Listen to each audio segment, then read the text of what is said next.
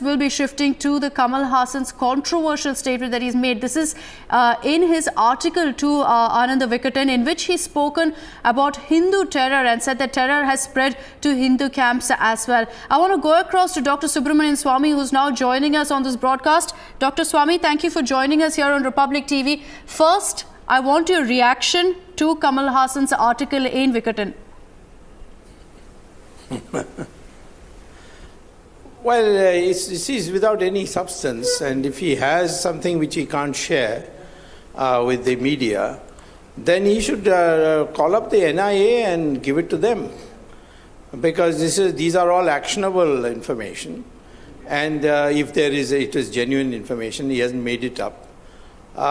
So he should hand it to the NIA, but he has not done that.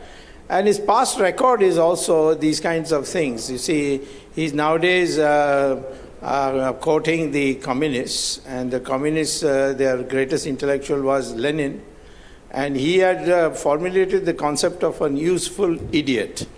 When people complained that Lenin was keeping the company of many intellectuals who are not communists, he said they are useful idiots, they serve a purpose, and after the revolution we'll kill them all. So, I mean, he is functioning as a propagandist for the communists now, and he's saying things which he can't defend, and he certainly can't give to the NIA because the NIA will question him, and he'll be exposed at that stage. So, I just say that it's one of those very low-level politics that he is engaging in. You know, Dr. Swamy, you tend to wonder, because you've also spoken about the kind of proof that he has to make this kind of a statement. I think there's no doubt in anybody's mind that this is a political statement, that he's setting the stage to actually storm the political scene in Tamil Nadu. He said in the past that he wants to be in the center of left and right with this particular article, but is he actually showing what kind of a political color he will lean towards? Well, being from Tamil Nadu myself and having once elected to Lok Sabha from Madurai, and that was a seat which is ADMK had never won, so even though I was in alliance, it was something which I broke the ice on. I can say that the Tamil people are very, very religious. They are overwhelming, almost 90% are Hindus. And temples are all full of people. Therefore, this kind of a remark will actually hurt him very badly in Tamil Nadu. His only hope now is the communist-dominated Kerala. And that's exactly what we're seeing, because in this article, Dr. Swamy, he's referred to Kerala also. He said that Tamil Nadu will become an example for social justice once again. For now, Kerala shows the way. Do you feel there's some sense of hypocrisy here, because he refuses to speak or comment on the political killings in Kerala, but speaks about Hindu terror, about saffron terror, and also says that, you know, Kerala is a shining example of sorts? Well, see, you should not place such a high standard on cinema stars. They spend their lifetime, speaking according to a script. Now the script is given by the communists, and he's speaking according to that. So to analyze it in intellectual terms, as you are suggesting, is pointless, because I don't think that man has got a clue in his head. He's just saying what the script says.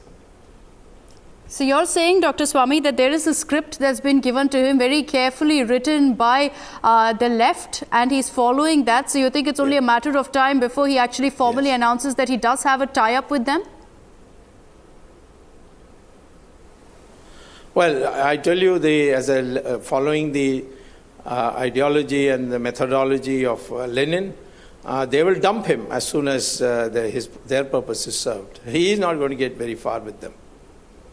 And how do you think this statement will really augur in a state like Tamil Nadu? You did say that, the state of Tamil Nadu is a very religious one, and this kind of a statement won't really cut any ice. But the intention from Mr. Kamal Haasan is very clear. He's pitting himself against the right wing at this point. I think they'll laugh it off. They'll think that he's a joker, and they will not take him seriously. He can't. There is going to be a by-election soon. Let him stand there. And if he wants a caste orientation of that constituency, it is a Brahmin-dominated constituency. And since he may not be a Brahmin, but his parents were Brahmins, and so he can invoke that and try and stand there, get a caste advantage. But I think he will be thoroughly trounced if he stood there.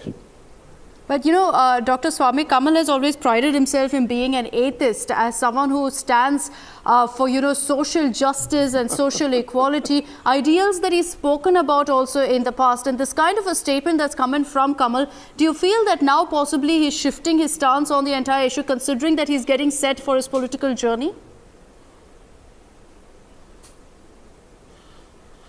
I don't know what's in his mind, because I don't even know whether he has a mind. But it doesn't really matter, because I don't think there's any structured thinking in his mind. He has been used to, as I say, getting scripts and reading according to that. I don't think this is a plan that is germinated in his mind at all. It is just what somebody else wants to do, and probably made it a condition that in future we can only support you if you can speak against your own grain, which is the background he comes from. And, you know, Dr. Swami, I want to delve deeper into that article that Kamal has written. This is a statement that's been made in the past in the UPA regime, as well as far as the, you know, coinage of the term saffron terror per se is concerned. And Kamal seems to be repeating that particular line, seems to be towing that line. You see what he says? He says terror has spread to the Hindu right-wing camps as well.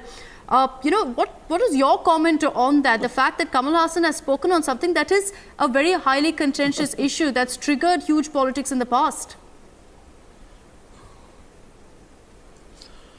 Well, you know, the man who propounded that was Mr. Chidambaram, who fudged affidavits and things like that. Now you see what the law of karma is doing to Chidambaram. He should be soon in jail in the Aircel Maxis case.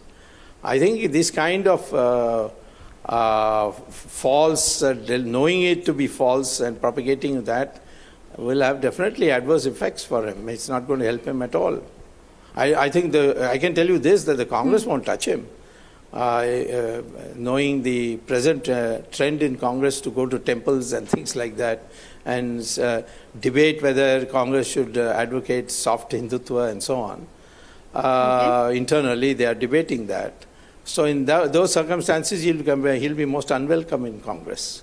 All right. Dr. Swami, thank you so much for speaking to Republic TV.